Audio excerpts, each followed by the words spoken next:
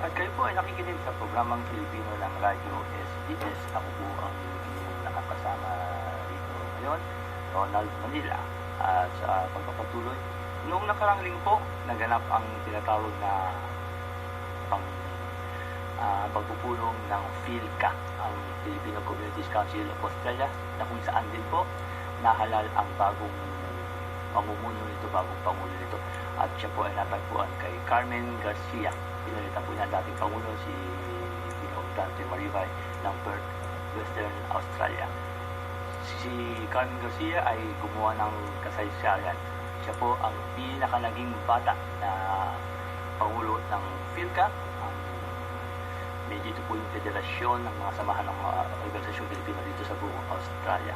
At si Carmen Garcia ay medyo kilala na at malaki po ang kanyang network sa pang-federal na pamahalaan. At sinabi niya, gagamitin niya ito para itulak ang kapakanan ng mga Pilipino. Nakapanayan po siya ng ating tagapag-ulat sa Western Australia na si Cielo Franklin. Narito po ang panayam.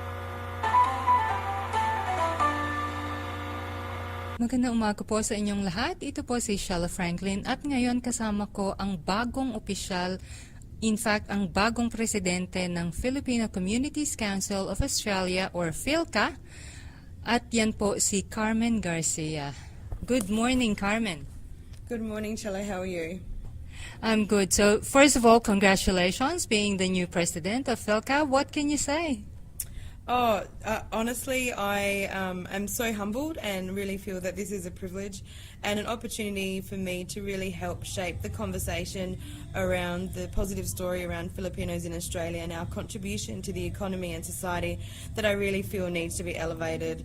I didn't expect it. I'm honoured to have broken 2 records, that I'm the first Australian-born Filipina that's been elected to this position and also the youngest, I'm told, at 39. Wow, that's 2 great records. And actually, you said you were surprised. So, wasn't it planned at all? No, in fact, it was only probably in August when I was visiting Toowoomba and met with the Filipino Communities Council there and really started to recognise a role that I could play using the influential circles and connections that I have to really help people to advocate and raise a profile on our issues. And also I heard some of the challenges, particularly for young people that felt it wasn't an accessible governance body, although they wanted to contribute and see themselves as global citizens and really wanted to help our kababayan back in the Philippines. They really didn't know how, and I felt that it was so inspiring to see that they genuinely wanted to engage, and I felt a responsibility to create access to it. So I had a few informal conversations with people and just threw my hat in the ring. It's politics, it's a numbers game, but on the floor with my speech today, I think it really resonated with people and they could get behind my vision that I really want us to leverage from the fact that we are the 6th largest ethnic group in Australia and we are yet to really have an impact in any political or decision-making power. So my term and my team are going to be committed to changing that. And also really sitting in the pocket of our role, which is a peak body, and there are some particular issues that state constituents have raised that are of concern that I will have the courage to take up with the embassy, particularly around the appointment of non-Filipino honorary consuls. At least being able to hold people accountable to a merit-based process, because we have such intelligent, strategic, professional Filipino Australians here that aren't having the opportunity, who do run their own business and have the accessibility to meet the criteria. I really want to have a robust conversation about that and look at ways in which we can help streamline some of the not-for-profit charity organisations that are raising funds, particularly around breaking down those barriers around transport and shipment of goods back home to the Philippines. It sounds like you want to change or improve everything. Is there one specific issue or challenge that you would like to do first? I think that the very first thing that I want to do is make sure that we as a community are well positioned to benefit from a federal election that's coming up that really is going to be a game changer, I think, in Australian politics. My intent over the next, I guess, my 100-day report card would very much be around writing to the federal leaders announcing our intent and wanting an investment in the community. I think that what's really important for us is we need to quantify the return on investment. What is the contribution that we know anecdotally Filipinos make both in the health industry, as professionals in the small business sector, but we're yet to quantify that through a research study. So I'll be looking for financial investment to invest in a PhD student or research student to really paint that picture of the contribution that Filipinos have made over the 150 years that we've actually been settling in Australia and what story we have to tell. I think the only way to change the narrative is to paint the true and accurate picture, which is an absolutely inspiring one. Wow.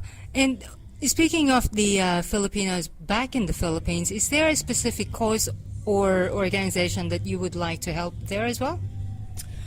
I think that, I'm a very consultative person, and there are obviously charities that I work very closely with already through my fundraising efforts in South Australia.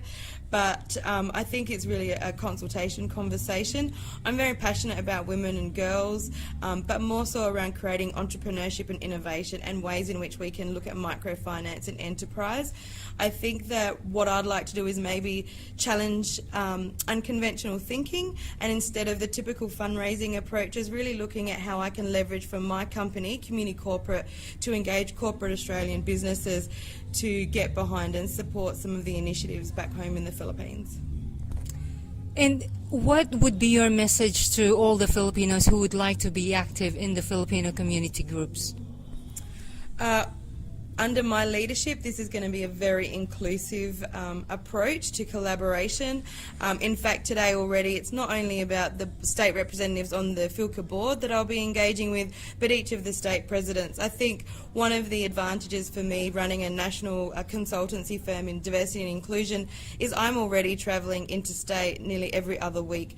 So it's not going to cost FILCA anything for me to be able to travel and genuinely engage with people face to face. I think that's really important, to go and listen. So my first objective, I guess, over the next 6 months is really to engage with the state and territory councils, listen to what their priorities are and where we think we need to have a focus. One of the things I'm really, really clear on is that FILCA is a peak body and that we are meant to represent our members and the states and provide them with a platform to access the resources and the support that they need. And I think it's time that we have that conversation again. And your mom, Ida, being the past president before Mr. Dante Maribay, do you think you'll be asking her for guidance? We're a team.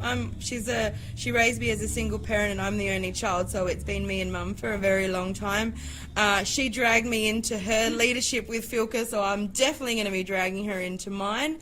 But we are very different. I already have a federal profile sitting on Settlement Services Advisory Council and chairing that Migration Settlement Committee for the Australian Government. Very much have a public policy background and obviously running a corporate social responsibility firm with a national footprint. So she's a lawyer.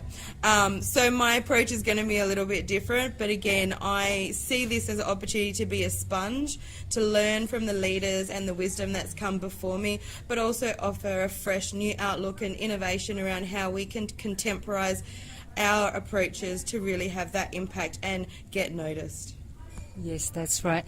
And actually, we're here right now at the FILCA Gala Night.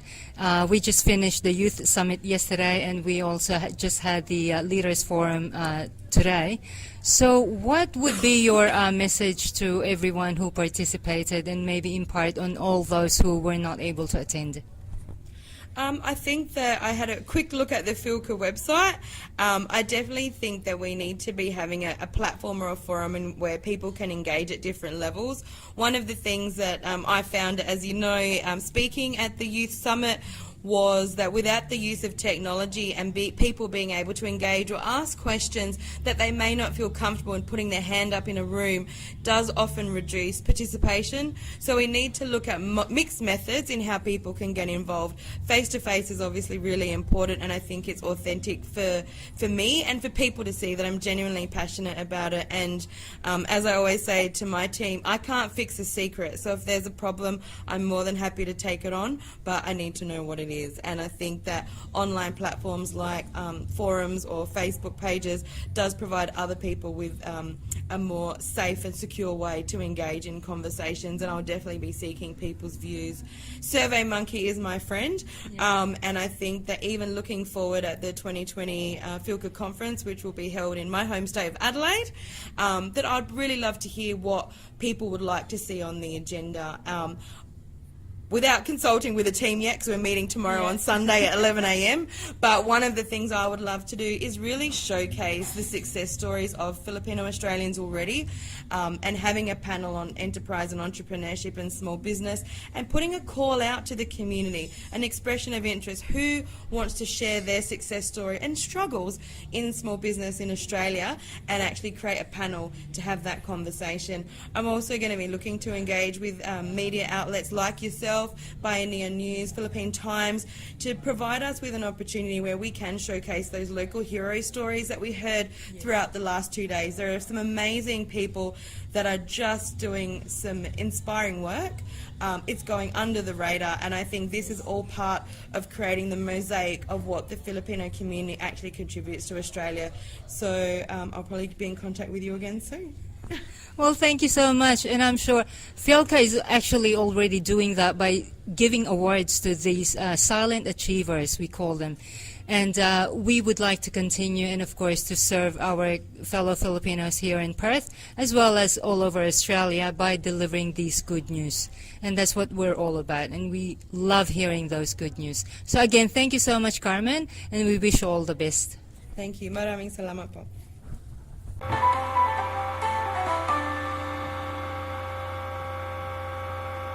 Yan po, narinig po ninyo si Carmen Garcia, ang bagong Pangulo ng Filipino Communities Council of Australia. Siya po ay taga South Australia. Mapapakinggan ang SBS Filipino anumang oras ninyong gusto. Makinig sa aming mga kwento sa pamamagitan ng podcast sa anumang mobile device ng libre. Bisitahin ang sbs.com.au/Filipino o i-download ang SBS Radio app.